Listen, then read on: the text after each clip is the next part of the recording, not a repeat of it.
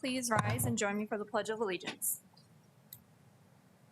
I pledge allegiance to the flag of the United States of America and to the republic for which it stands, one nation, under God, indivisible, with liberty and justice for all. Okay, welcome everybody. We have a lengthy list of things to go through, but we are going to start right off with Todd to do the oath of office to our newly elected members.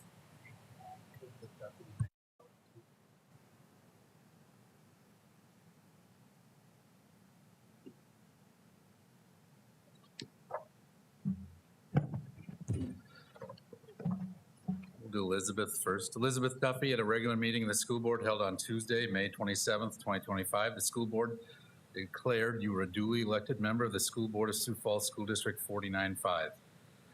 Elizabeth Duffy, section 13.814 of South Dakota law provides that newly elected members of the school board shall qualify and assume their office at the annual meeting of the school board in July by taking and subscribing to an oath or affirmation to support the laws and Constitution of the United States and the state of South Dakota, and to faithfully perform the duties of school board membership.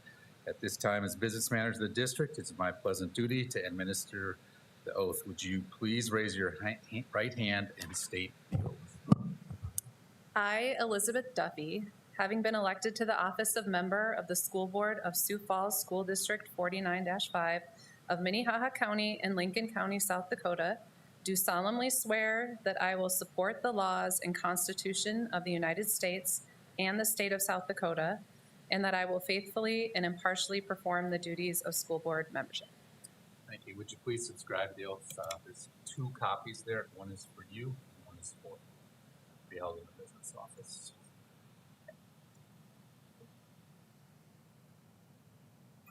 Thank you. Thanks. Welcome aboard. Thank you.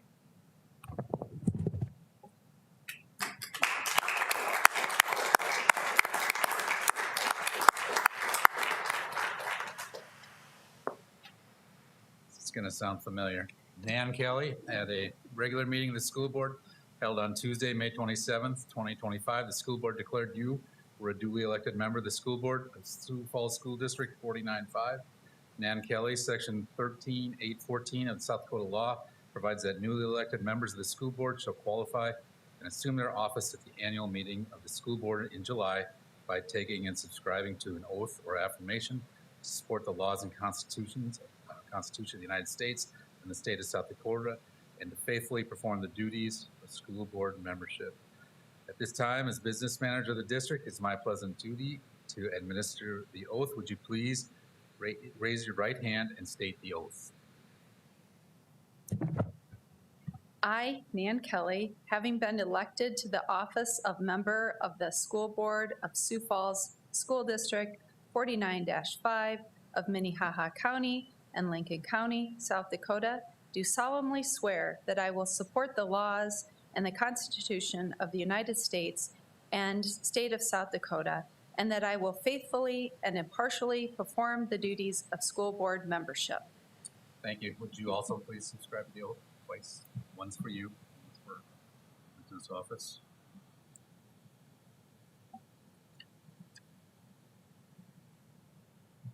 Thank you. Welcome aboard again. Thank you, Todd.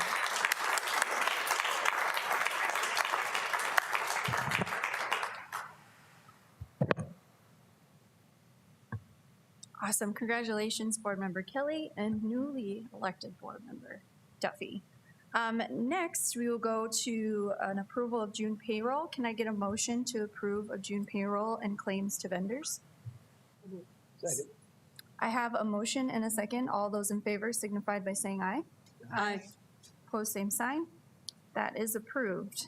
And next, we have Todd again, who will do the organization of the school board, and I will pass the gavel down to Todd.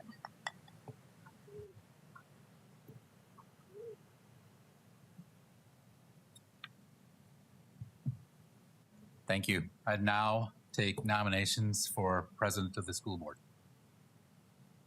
I nominate Nan Kelly. And we have a second from Mark Murren. Any other nominations? Hearing none. Those in favor say aye. Aye. Opposed, nay. Motion carries.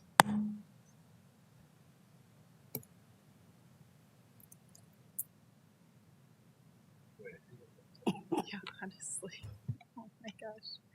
Well, first, before we move forward with the next piece of tonight's agenda, I just want to acknowledge the transition in the board leadership and share a few words before I move into the role of board president. First, I really want to sincerely thank my fellow board members for their trust and confidence. It's an honor to serve in this role. And I also want to express my gratitude to Carly, our past president, and also Dawn Marie as the vice president this past year. And welcome to Elizabeth Duffy, our new board chair, and Dr. Nold for his new role as superintendent.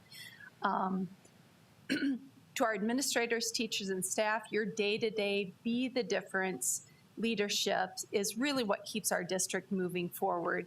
We don't take that for granted, and our work as a board is stronger because of our partnership and your dedication to every student in every classroom in every school.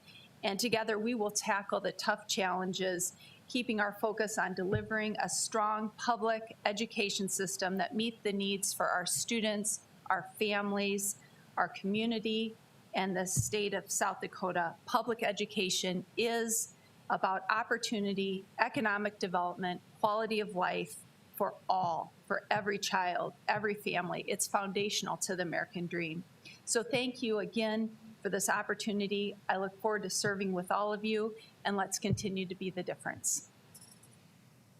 With that, we will move on to the election of the vice president of the school board.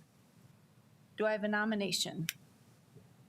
I nominate Mark Murren for vice president.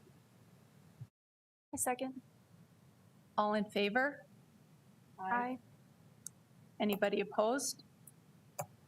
Motion carries. Congratulations, Mark. Okay, do I have approval of the minutes of the meeting held 6/23/2025 and 7/2/2025? So moved. All in favor? Aye. Motion carries. Persons wishing to address the school board on non-agenda items. Persons wishing to address the school board on agenda items.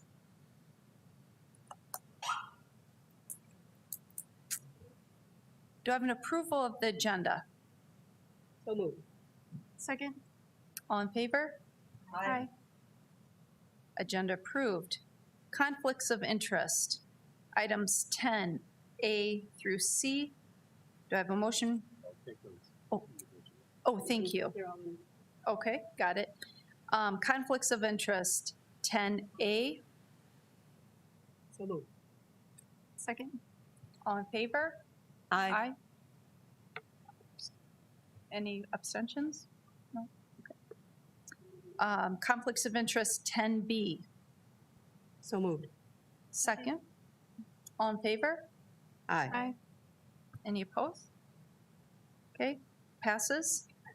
10C, conflicts of interest. Do I have a motion? All in favor? Aye. Anybody opposed? Okay, passes. We have 2 abstentions from Mark Murin on 10B, and 10C, we have an abstention from Dawn Marie Johnson. Thank you. Agenda item 11, approval of consent agenda. Items A through, oh gosh, we have a lot of them. Okay, we have A through F. Do I have a motion to approve the consent agenda items A through F? So moved. Second. All in favor? Any opposed? Okay, approved. Supplemental consent agenda, 12A 1, 2, and 3? So moved. All in favor? Aye. Anybody opposed? Okay. We're going to approve that. What about, we're at 13, reports of the superintendent. 13A, we have the adoption of the 26 budget and certification of levies to the county auditors. Todd?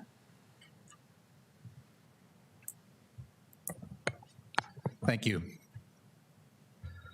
So, yeah, tonight we're going to end a long process that started in November. So we'll just get going on it. Here's the 4 things we're going to talk about tonight. 1 is the budget development process, real quick. 2 is the financial overview.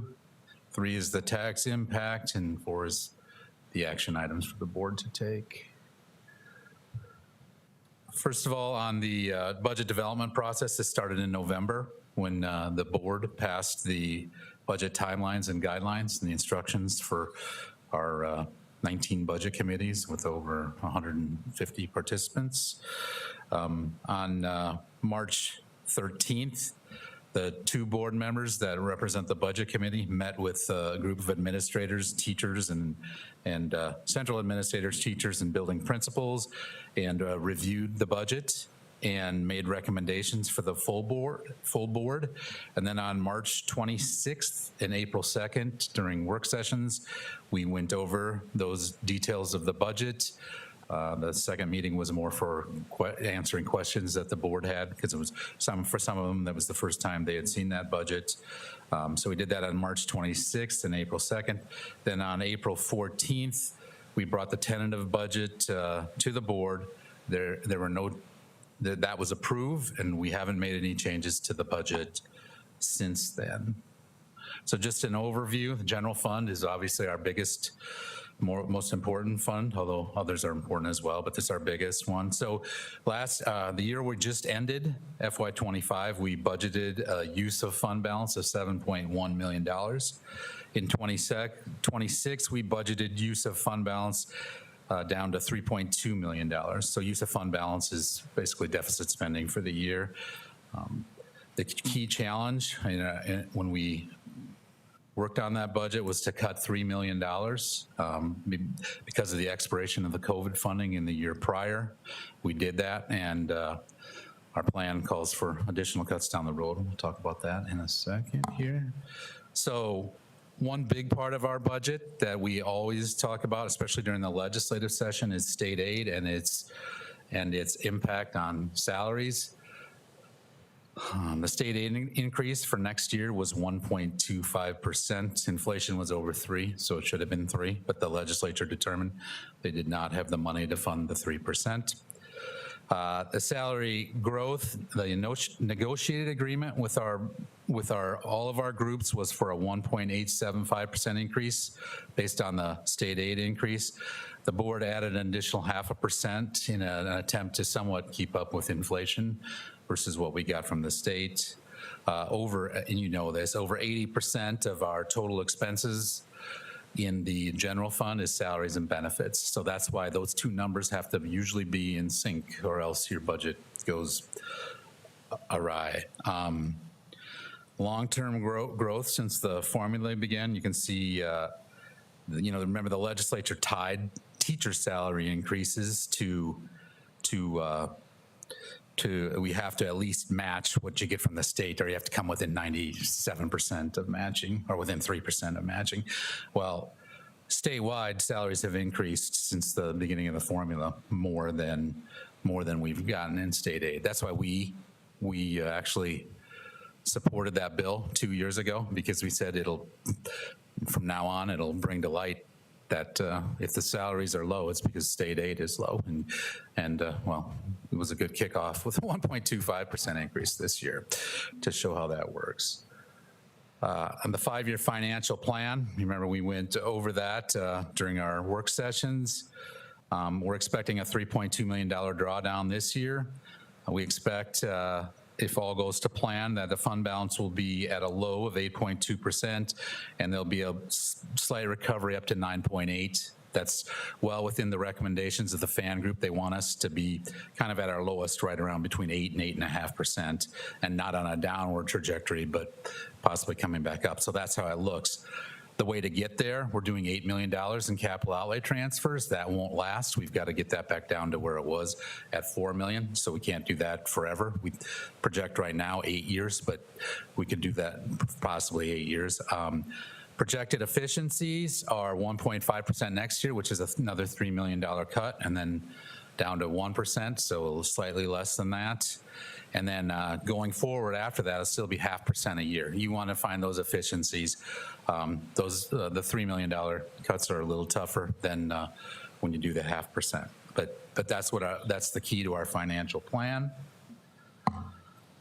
So the tax supported budget, the total tax supported budget is $342.8 million. It includes the general ed, special ed, capital outlay, and bond redemption funds. The general fund is, I don't have the number on here, but yeah, on the next slide, so I won't jump ahead of that. The mill rate, we always keep track of that, and that's something that's very forefront at the fore in our budgeting. We show a 17%, project a 17% decrease for taxes payable in 2026. That home we've been watching since 2000, which has grown from under 100,000 valuation to about 280,000 now. Next year, that particular home, you can already see the value on it. So we're projecting a 3.3% decrease on that particular home, and for the 26-year average, we're projecting a 2.5% average annual increase over 26 years, which is a pretty good number, especially when you compare it to the per capita state sales tax increase over the same time, which is about 4.5% over that same period of time. So finally, just a fund summary. The general fund is budgeted at $224 million plus an $8.2 million transfer. Capital outlay $40.9 million, sped $67 million, and bond redemption $12.4 million. Those are our tax supported funds that are supported by property taxes. Plus we have $114 million of what we call enterprise funds. The best example for the public would be the Child Nutrition Fund, where they either charge the federal government through the free and reduced program, or the parents through your lunch fees, and then they support themselves with by fees. So our tax levy request is going to be, I'm not going to read all of these, but the two rates are the state aid rates on the general ag and the general owner occupied and the general non-owner. And then the sped rate is $1.46. Dollar-based levy, we have the opt-out at $12 million. We have over 15 million of authority. So we're levying 12 million in the opt-out. Capital outlay is 41.6 million, and bond redemption is 12.3. Those two levies, remember that when we passed the bond back in 2018, we promised between the capital outlay and the bond redemption, we would not go above $3 between the two of those funds. We're at about $2.70 with this request right here. So we're 30 cents under that promise. The key takeaway, we made strategic reductions this year with COVID going away, and we're planning to do the same next year. We're planning for a stable fund balance right between 8 and 9% as we get out in our 4th and 5th years, which is what we budget for, that 5th year number. Not dropping like a rock, but around 8% and maybe gaining a little bit. Salary sustainability, we didn't get a good increase from the state, but we were able to add an extra 0.5% to what we negotiated with the groups to at least be somewhat competitive there. And we're doing a 3.3 reduction in average homeowner tax bill, not specific homes, but the one we watch is going to be a 3.3%. And that's about an average house in Sioux Falls. So the action requested is to adopt the 26 school district budget as presented, certify the levies, and authorize the expenditures. I'd stand by for questions.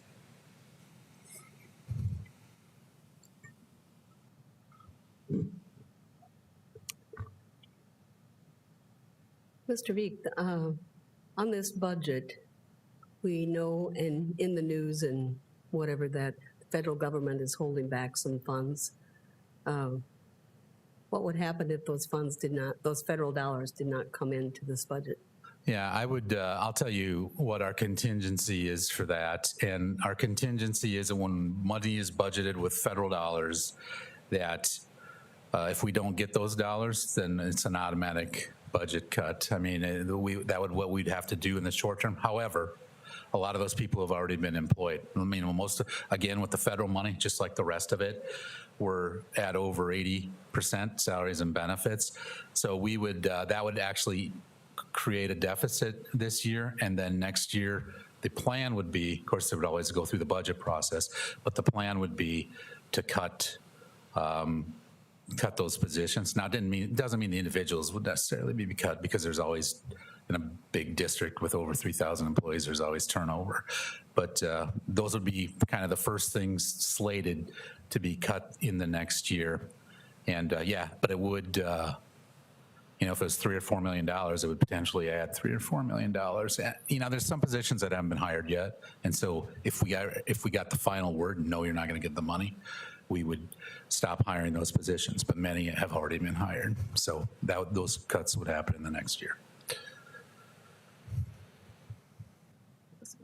I don't have a specific question for you, Todd, but I just, as the newbie to the board, I just wanted to voice specifically my support for this budget process and what's been presented here today. I think it's a very thorough and diligent process. I've been following along throughout the whole process, and I am just wanting to voice that. And I'm very supportive of what you've presented here.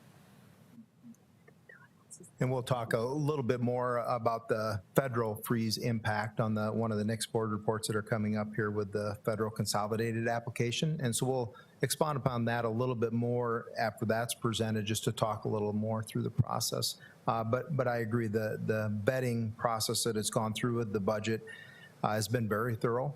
We did eliminate $3 million of ongoing costs, and we'll look at that again. And those things are not easy, because when 80% of your budget is people, it's going to involve people, not just always a program or something.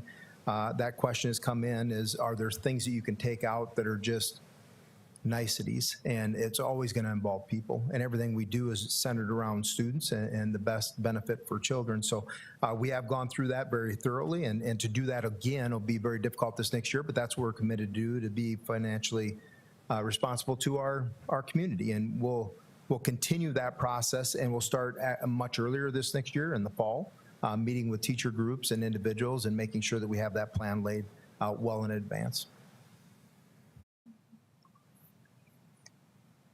Any other comments? Okay. Thank you. Have a motion to approve the adoption of the 26 budget and certification of levies to the county auditors. So moved. Second. All in favor? Aye. Anybody opposed? Okay, motion and adoption carries. I'm going to turn it over right now to Jamie since we are on the reports of the superintendent. 13B. So the second report that you hear today is the Federal Consolidated Application Report, and we'll go through, and that's many of the dollars that have come into the news, but we'll go through and provide that information to you, and then at the end of that, talk a little bit more about those dollars that have been frozen federally. And so we will have Ms. Herbold come forward just to present that information to you.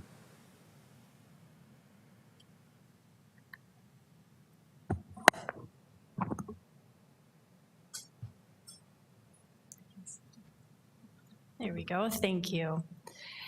I stand before you tonight to update the school board on the federal consolidated application for fiscal year 2026. This annual report outlines how the Sioux Falls School District plans to utilize its federal education funding under the Every Student Succeeds Act, or ESSA. The South Dakota Department of Education is mandated by the Every Student Succeeds Act to gather plans from each public school district. These plans must outline how the districts will meet ESSA requirements and detail the specific activities funded by Title I, Title II, and Title IV allocations. The South Dakota Department of Education collects this information annually, starting on July 1st through the consolidated application. The South Dakota Department of Education allocates funds to each district annually using formulas based on federal law. Many strategies continue from year to year, with major changes highlighted in the grant descriptions before you. The following table shows the Sioux Falls School District's allocations over the past 3 years. In recent years, we have seen increases in Title I and Title IV funding due to a growing need and updated federal funding formulas. You'll note for Title I Part A, we have an increase of around $690,000 going into the fiscal year 26. And for Title I Part D, we have an increase of around $9,900 going into fiscal year 26. You'll note, though, the highlighted grants that are on this table are currently under the federal program funding freeze, which I will talk about more here in the coming slides.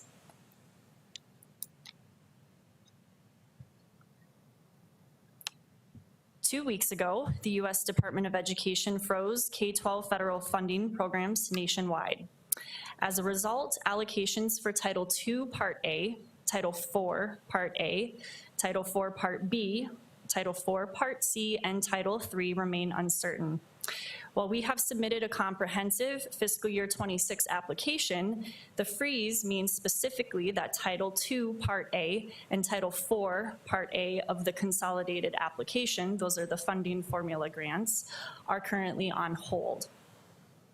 With that then, when you take a look at the allocations, you'll see that I've included the allocations that we received for fiscal year 25. That's in that column under 24-25. So at the bottom with the total, you can see the possible amount of funds that we will miss if those funding funds are not given to us from the administration.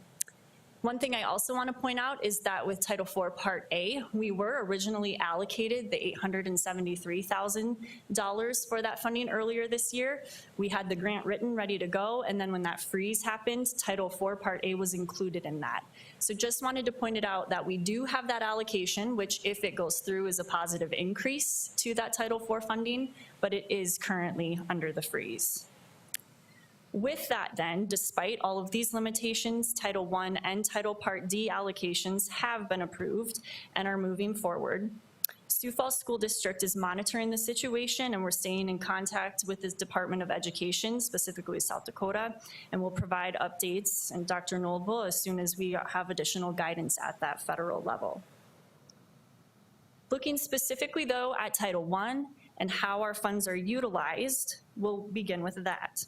So Title I Part A is Sioux Falls School District's largest federal allocation, and it aims to provide all children with a significant opportunity to receive a fair, equitable, and high-quality education and to close educational achievement gaps.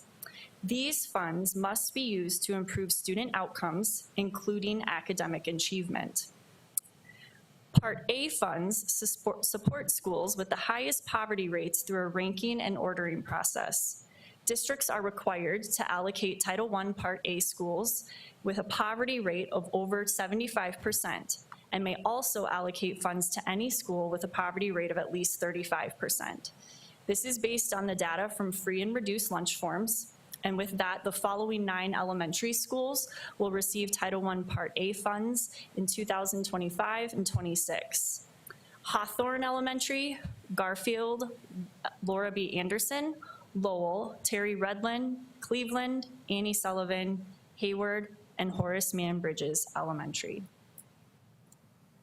Key Title I Part A activities proposed for funding through the consolidated application include a variety of FTE as well as programming.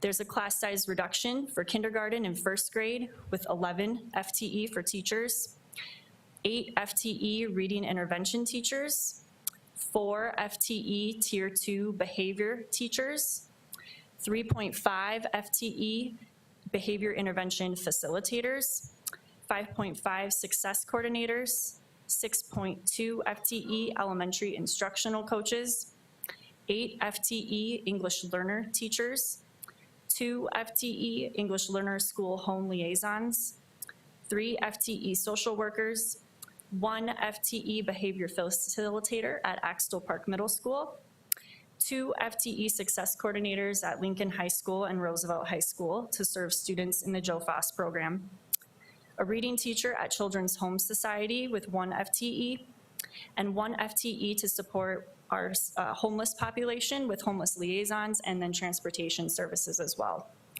In addition to the FTE, the Title I supports 200 early childhood education slots, 4 weeks of Title I summer school in all of the Title I buildings, planned building professional development, parent and family engagement activities as required, and equitable services for our private schools, including a 1.0 FTE reading teacher. As you can see, it supports a lot. Title I Part D is for neglected and delinquent. It's designed to improve educational services for children and youth in local and state institutions for neglected or delinquent children, to provide the services necessary for these students to make a successful transition to further schooling or employment, and to prevent at-risk youth from dropping out of school or returning to correctional facilities. Activities proposed for Title I Part D funding include a 1.0 FTE reading teacher at Summit Oaks, a 0.5 math teacher at Minnehaha JDC, a 0.5 transition coordinator, and a 0.5 success coordinator for dropout prevention. Title II Part A is designed to support the district's efforts to ensure that a state-certified teacher teaches every student in an engaging learning environment. Activities proposed for funding under Title II Part A include professional learning for educators, support for instructional leadership development, and strategies to improve teacher recruitment and retention. However, due to the current federal funding freeze, the availability of these Title II funds remains uncertain, and the implementation timing for these activities may be delayed. Nevertheless, Title II-A strategies include 10.65 FTE for elementary instructional coaches, 1 FTE for an MTSS PBIS coach, 0.5 for a Spanish immersion instructional coach K-12, Boys Town Well-Managed Schools training, building planned professional development, teacher pathway programming structures, Learning Forward Coaching Academy, ENL coursework credit fees. We have restorative practices, Kagan, teacher clarity, and artificial intelligence training for staff, conference attendance to support English learner and fine arts professional development, and lastly, equitable services for private schools as required. Title IV Part A is student support and academic enrichment. This is a program established under ESSA to provide all students with access to a well-rounded education, improve conditions for learning, and enhance technology for academic achievement and digital literacy.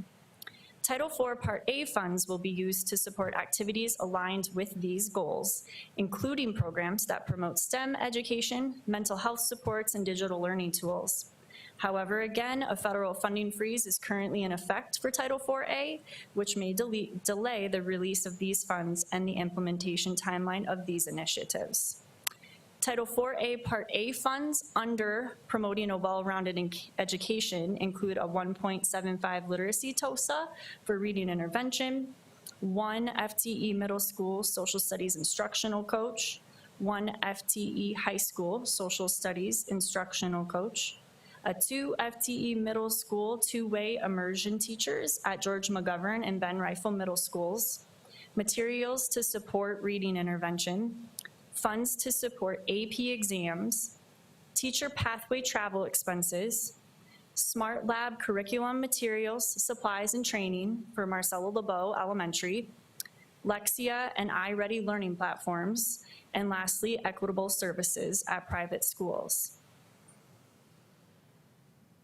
Under promoting safe, supportive, and healthy schools, Title IV promotes the following. Tier 2 Eagle Vision Program, which is at George McGovern, and that's a 1.0 Tier 2 teacher and a 8.75 behavior facilitator, a 0.5 counselor for the Joe Foss Alternative Program, a 1.5 middle school success coordinator, 1 at Whittier and 0.5 at George McGovern, 2 behavior facilitators, and equitable services at private schools. Finally, under promoting the effective use of technology, we have a 1.0 technology integration teacher and equitable services at private schools. In summary, planning for these grants is truly a district-wide process. Title I principals, district budget committees, and building leadership teams all work together to provide input throughout this budget process. The Sioux Falls School District will submit its federal consolidated application to the South Dakota Department of Education by July 14th, 2005. Although the grant is typically due by June 30th, an extension was granted due to delays in releases of federal allocations. A temporary funding freeze remains in place for several programs, again including Title I-C, which is migrant education, Title II-A, supporting effective instruction, Title III, English language acquisition, Title IV, student support and academic enrichment, and Title IV-B, 21st Century Community Learning Centers. In addition, literacy program grants may also be affected by this funding freeze. The consolidated application outlines how the districts will meet the requirements of the Every Student Succeeds Act and will utilize funds allocated under Title I-A, D, 2, and 4. The impact of these funds will be reported in the district's annual achievement update to the board in the fall. I now ask for the board to acknowledge the report of the consolidated application, and I stand by for questions. Go ahead, Dr. Knoll. Just a few other points to clarify. When you go through and look at that total dollar amount that right now is on freeze, and obviously we don't know the exact numbers because the comparison of allocation this past year to what could be this next year, you sit somewhere around that $3.5 million. And most of the things that you look at there are staff. Most everything we do in the district, when it's over 80% of our budget going to staff, it's going to be staff that are impacted, and obviously staff work directly with the students. So we have reached out to our representation in Washington, D.C. and asked them for help and assistance to be able to go and release some of those funds or to act on that behalf. They have communicated back with us that they're working on those things. Our intention is to continue to move forward because many of those staff have been hired to work through that process and hope that it does work the way it should and work for the benefit of the students, that it does become unfrozen and are utilized by the school district. So we'll continue to monitor that, but as Mr. Beek had stated, if that does not, those are things that we would have to address as ongoing cuts through this next year and through that next process. So it does add to some of the other things that go through the state funding process and where that sits. The amount given federal that is frozen and all those things impact us as our overall budget. So each one of those is truly impacting staff that are hired to benefit students. Yeah. I don't have a question, but I do have a comment. I just know from experience how daunting the consolidated app can be, and I want to thank you and whoever else worked on it to put this together, and thank you for doing the work for the district, because these are important dollars for important programs that really make a difference in a lot of kids' lives. So thank you. You're welcome. It's definitely a team district system effort for sure. Yeah, this was a struggle to go through this. I mean, I hope next board meeting we have a good news report and we're flying with these dollars and all is well. But right now, this continues to not sit well with the attack on public schools because it's very personal. I have kids in the district and ones that benefited greatly from these literacy programs, the extra services. I chose Sioux Falls for my daughter when we moved here in 2020, and I was very specific in where I moved because I needed her to catch up in her reading after COVID. And that was because of the great services that we have here, and we continue to do that work. It's not to say we're gonna stop doing that work. We're always gonna be a great district, but this is just another terrible setback. And what I need for folks to understand is the difference between the opt-out dollars and this federal funding. It's a completely different conversation right now, but it still all plays together that it's going to hurt this city if these continue to go like this. So I have a question about the 21st Community Center Learning, like about how many students would be impacted should those dollars not come? Because it's not just one program. Like this supports our entire district's after-school programs, which as we know, after-school supports working families because not everybody can go pick up their child at 2:45 in the afternoon, right? Yes, correct. So do you have an approximate number of either families or children impacted? So with the amount of slots, it will affect 160 slots. Easily 160 Yes. families. Yes, You know what I mean? 260 That's- families looking for the after-school care. And that's huge. And this is one that I'm certain of. If you go to After School Alliance, they have easy press here to contact your legislators to support after-school funding. I'm sure there's other ways that we can reach, like I know Dr. Nold's working very closely with our legislators, but you, whoever's listening, something as simple as going on After School Alliance and saying, I support after-school programs, I support working families. There's an easy button for you to do that. But now's the time to not just rely on 5 voices up here. Everybody needs to engage and get active in this process because this is how we end up here having these conversations. So thank you for the time. Yeah. Anybody else? Thank you. Okay. Do we have a motion? Yeah. Do we have a motion to acknowledge the application report? So moved. Second. All in favor? Aye. Anybody opposed? Okay. Thank you. Thank you. And the third report that we do have is a public hearing, and it's a request for the application of waivers from administrative rules. And Ms. Becky Dorman will go through that with the board. Good evening.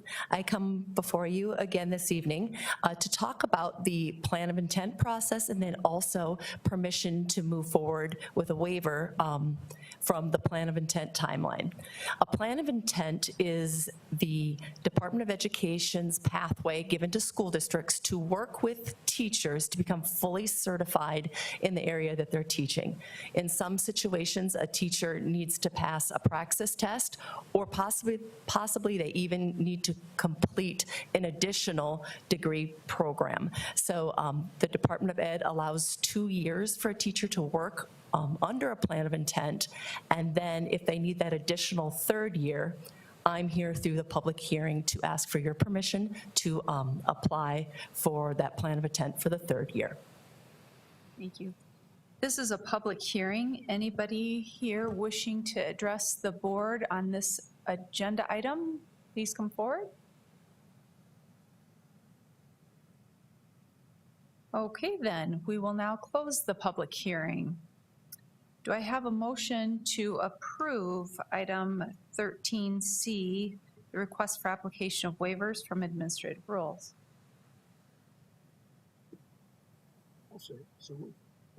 Second? Second.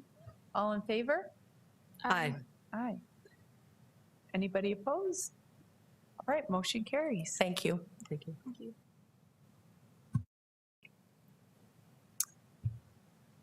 Okay, we have do you want to introduce them?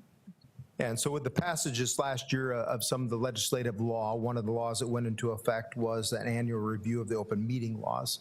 So Brent Ards, our legal, will go through and provide that update for the board now so it can be posted publicly. As Dr. Nold said, I'm here to talk to you about open meetings laws to meet the requirement of Senate Bill 74, passed unanimously by the legislature early this year. Like all great public speeches, I'll start with a definition, not from Merriam-Webster, but from SDCL 125-12. An official meeting means any meeting of a quorum of a public body at which official business or public policy of that public body is discussed or decided by the public body, whether in person or by means of teleconference. Notice of official meetings, including a proposed agenda, must be posted both here at IPC and on the board's website. At each official meeting, we reserve a period for public comment. Meetings are open to the public except for executive sessions, the reasons for which can be found in STCL 125-2. Our executive sessions here are typically for discussing individual student matters, which is subsection 2 of that law. Additional information, including a Q&A, can be found in the brochure published by the Attorney General, a copy of which is linked in the board's agenda tonight. That's all I have to say tonight, but I'll be back again next year to talk to you about open meetings laws and any other laws the legislature tells us we have to review. With that, I'd ask for your acknowledgement of this annual review of the open meetings laws. I know I hear some chuckles up here.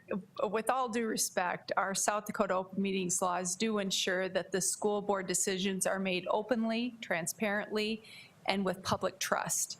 It guarantees that our community has a right to see how we govern, how we spend tax dollars, and how we serve the students.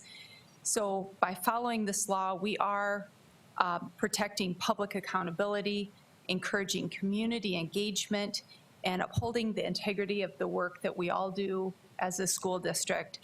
It really builds public trust. So we do it every year, but it does have significance and importance to how we operate as a board, and we don't want to take that for granted. Okay, do we have a motion to approve the administrative rules? Or excuse me, the open meeting laws? We just want to acknowledge the open meeting laws, that's how we conduct our business. Do I have a motion to So acknowledge? moved. Second. All in favor? Aye. Okay, motion, acknowledgement carries. Anything else for the good of the whole?